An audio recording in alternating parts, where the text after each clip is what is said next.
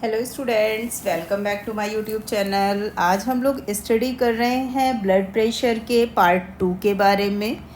Last video में हम लोगों ने ब्लड प्रेशर के जो 10 क्वेश्चन बनाए थे उसमें से 5 क्वेश्चंस के बारे में डिटेल में स्टडी कर लिया था। आज हम लोग नेक्स्ट 5 क्वेश्चंस के बारे में डिटेल स्टडी करेंगे। तो आज के जो 5 क्वेश्चंस हैं हमारे वो कौन से हैं?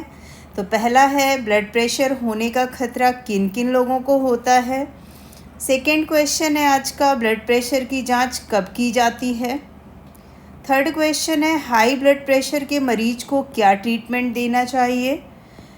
फोर्थ क्वेश्चन है आज का, ब्लड प्रेशर को कैसे मापा जा सकता है। और फिफ्थ क्वेश्चन है, नॉर्मल ब्लड प्रेशर जो होता है वो होता क्या है। ठीक है, क्योंकि नॉर्मली होता क्या है कि हाई बीपी के पेशेंट सबके घरों में होते हैं। घरों में, रिलेटिव्स में किसी ना किसी को हाई बीपी का प्रॉब्लम होता ही होता है। तो अगर आपने इसका पार्ट 1 नहीं देखा है तो डिस्क्रिप्शन बॉक्स में जाइए, वहाँ पे आपको उसकी लिंक मिल जाएगी। तो वहाँ से आप पहले के जो 5 क्वेश्चंस हैं उनके बारे में स्टडी कर सकते हैं।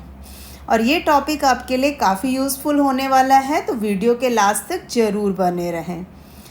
देखिए, आज का फर्स्ट क्वेश्चन और ब्लड प्रेशर का 6 क्वेश्चन है, हाई ब्लड प्रेशर होने का खतरा किन लोगों को होता है। यानी ऐसे कौन कौन से लोग हैं जिनको हाई बीपी का प्रॉब्लम आ सकता है। तो सबसे पहली चीज़, हार्ट पेशेंट्स या डायबिटीज़ के जो पेशेंट्स होते हैं उनको हाई ब्लड प्रेशर का खतरा होता है। दूसरी चीज़, जो 60 या उससे ऊपर की एज ग्रुप के लोग होते हैं उनको भी हाई बीपी का एज के साथ साथ ब्लड प्रेशर बढ़ने का खतरा हो जाता है। अगर आपको हाई कोलेस्ट्रॉल है तो भी आपको हाई बीपी का प्रॉब्लम हो जाएगा।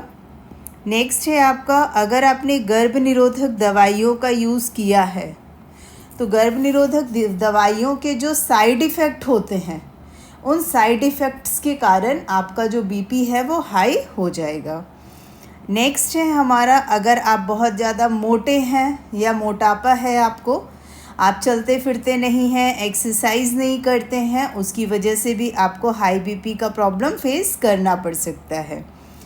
नेक्स्ट है हमारा, तम्बाकू के जो प्रोडक्ट हैं उनको यूज़ करके भी आपको, अगर आप तम्बाकू जो निकोटीन वाले प्रोडक्ट्स हैं उनको बहुत ज़्यादा मात्रा में यूज़ करते हैं तो भी आपको हाई बीपी का प्रॉब्लम हो सकता है।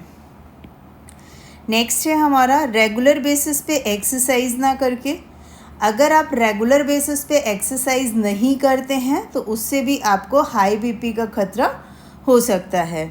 या फिर आप खाने में नमक की मात्रा बहुत ज़्यादा यूज़ करते हैं, बहुत ज़्यादा मात्रा में नमक लेते हैं तो भी वहाँ पे आपको हाई ब्लड प्रेशर होने का खतरा हो सकता है। अब हम लोग देखते हैं अपने नेक्स्ट क्वेश्चन की तरफ। तो आज का जो नेक्स्ट क्वेश्चन है वो है, ब्लड प्रेशर की जांच कब की जाती है।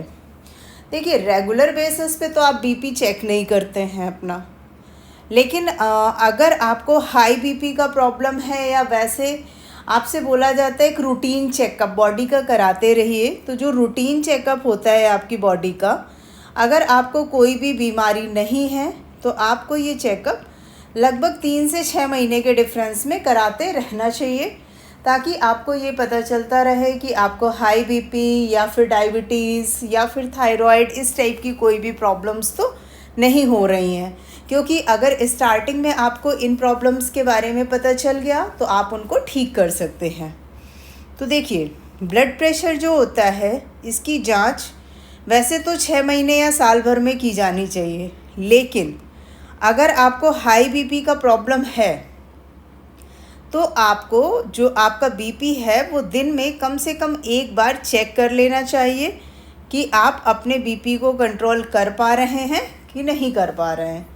मतलब अगर दिन में आप एक बार चेक करेंगे तो उससे आपका जो ब्लड प्रेशर है वो आपकी मॉनिटरिंग में रहेगा कि ब्लड प्रेशर बढ़ रहा है कि नॉर्मल आ रहा है कि कम हो रहा है, उनके बारे में आप पता लगा सकते हैं।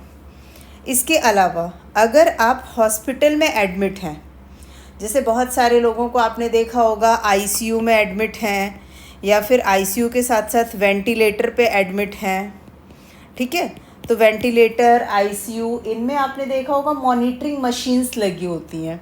तो जो मॉनिटरिंग मशीन होती हैं वो आपके बीपी को लगभग हर 15 से 20 मिनट में मीज़र करती रहती है। ये कंडीशन आपकी आईसीयू या वेंटिलेटर वाली कंडीशंस में आती हैं जब मशीन से मॉनिटरिंग की जाती है। नहीं, नॉर्मल अगर आप घर में चेक कर रहे हैं तो अगर आपको लगता है कि आपका बीपी बहुत ज़्यादा बढ़ा हुआ है तो आप उसको लगभग 24 घंटे में यानी दिन में एक बार उसको चेक कर लीजिए। नेक्स्ट क्वेश्चन है हमारा, हाई ब्लड प्रेशर का जो मरीज होता है उसको हमें क्या ट्रीटमेंट देना चाहिए।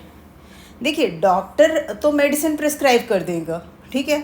अगर आप डॉक्टर के पास जाते हैं वो आपको बीपी का, हाई बीपी का मेडिसिन प्रिस्क्राइब कर देगा और वो मेडिसिन अगर आपने एक बार स्टार्ट किया तो वो आपको डेली बेसिस पे लेनी ही होती है।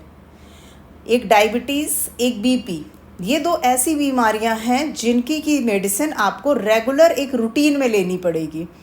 तो उसकी जगह पे आप अगर घर में ट्रीटमेंट देना चाह रहे हैं तो घर में आप मरीज को क्या ट्रीटमेंट देंगे।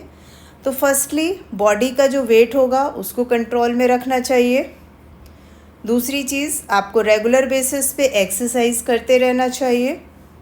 तीसरी चीज़, ज़्यादा नमक, ज़्यादा फैट या फिर ज़्यादा कोलेस्ट्रॉल वाला जो भी खाना होता है उसको खाने से हमेशा बचना चाहिए। खाने में आपका जो बैलेंस डाइट है उसको यूज़ करिए ताकि आपके खाने में सारे के सारे न्यूट्रिएंट्स पहुंच जाएं और आपको किसी भी तरीके की कोई भी बीमारी ना हो।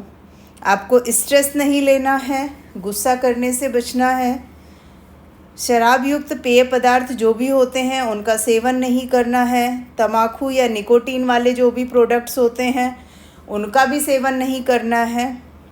इसके अलावा बिना डॉक्टर के सजेशन के आपको कोई भी मेडिसिन नहीं यूज़ करनी है। जब तक डॉक्टर खुद आपको प्रिस्क्राइब नहीं करेगा तब तक आपको कोई भी मेडिसिन नहीं लेनी है। बहुत सारे लोग करते क्या हैं, जैसे आपके घर में या रिलेटिव में किसी को बीपी का प्रॉब्लम है, उन्होंने बता दिया कि डॉक्टर ने हमको ये मेडिसिन दी है, तो आपने सोचा डॉक्टर के पास ना जाएं और वही मेडिसिन मंगा के हम भी खा लें तो हमारा भी बीपी कंट्रोल हो जाएगा। तो डॉक्टर्स जो होते हैं वो बीपी को अलग अलग, आपका बीपी कितना है उस पर भी डिपेंड करता है, आपकी एज क्या है उस पर भी डिपेंड करता है। तो इन सारी चीज़ों को देख के मेडिसिन प्रिस्क्राइब करते हैं। तो इसलिए बिना डॉक्टर के प्रिस्क्रिप्शन के या बिना सलाह के आप मेडिसिन का यूज़ ना करें। घर पे रह के आप ये सारी चीज़ें करके अपने हाई बीपी को कंट्रोल कर सकते हैं। नेक्स्ट क्वेश्चन है हमारा, ब्लड प्रेशर को कैसे नापा जाता है। आपने देखा होगा ब्लड प्रेशर को नापने के लिए दो टाइप की मशीनें आती हैं। एक आती है हमारी मैनुअल और एक होती है हमारी इलेक्ट्रिकल। तो देखिए, मैनुअल मशीन आपने देखी होगी जिसमें हवा भर के हाथ में आपके एक पट्टा बांधा जाता है, फिर उसमें डॉक्टर स्टेथोस्कोप हाथ में लगाता है और हवा भर के पंप करके उसको चेक करता है। उसको हम लोग कहते हैं मैनुअल। ज़्यादातर हॉस्पिटल्स में इसी को यूज़ किया जाता है। और मैनुअल मशीन का जो बीपी होता है वो एकदम एग्जैक्ट बीपी आता है। दूसरी होती इलेक्ट्रिकल, जिसमें आपने पट्टे को हाथ में बांधा, एक बटन दबाया, वो ऑटोमेटिक आपका बीपी का जो सिस्टोलिक और डायस्टोलिक मेजरमेंट है वो दे देता है कि आपका बीपी कितना है। लेकिन इलेक्ट्रिकल में एग्जैक्ट बीपी कभी भी मेज़र नहीं होता है, हमेशा बीपी में थोड़ा बहुत डिफरेंस आ जाता है। क्योंकि इलेक्ट्रिकल अगर आप अलग अलग कंपनी की मशीन से मेज़र करेंगे तो वो आपका जो बीपी होगा वो हमेशा अलग अलग आएगा। ठीक है, अब नेक्स्ट हम लोग इसमें देखते हैं कैसे नापेंगे। तो सबसे पहली चीज़ तो ब्लड प्रेशर को नापने के लिए जो इंस्ट्रूमेंट यूज़ किया जाता है उसको सिर्फ मैनोमीटर के नाम से जाना जाता है। ठीक है, इसमें किया जाता है, इसका जो कफ का मतलब वो जो ऊपर बेल्ट होती है उसको आपके कोहनी के ऊपर वाले पार्ट में, जो आपकी आर्म होती है, भुजा होती है, उसमें लपेट दिया जाता है। लपेटने के बाद में उसमें एयर को भरा जाता है। एयर भरने के पहले स्टेथोस्कोप डॉक्टर आपके हाथ की जो वेन्स होती हैं वहाँ पे लगा लेता है। तो ये जो ब्रोंकियल आर्टरी होती है वहाँ से जब ब्लड आपका गुजरता है तो उसको स्टेथोस्कोप के माध्यम से सुन लिया जाता है। सुनने के बाद में कप का जो वॉल्व होता है उसमें जो बैलून जिससे वो पंप करते हैं उसमें एक गोल गोल बटन टाइप की लगी होती है, नल की टोटी टाइप की, जिसको आप लूज़ कर देते हैं। तो जैसे ही उस वॉल्व को लूज़ करते हैं तो इसके गेज में लगी सुई नीचे की तरफ आने लगती है। जैसे ही वो सुई नीचे आती है तो पल्स आपकी कब शुरू हुई उसे हम लोग कहते हैं सिस्टोलिक। सिस्टोलिक का मतलब है हाई लेवल ऑफ बीपी। इसको हम लोग वहाँ से नाप लेते हैं। इसके बाद में ब्लड प्रेशर कफ को ढीला कर दिया जाता है और वॉल्व को खोल दिया जाता है।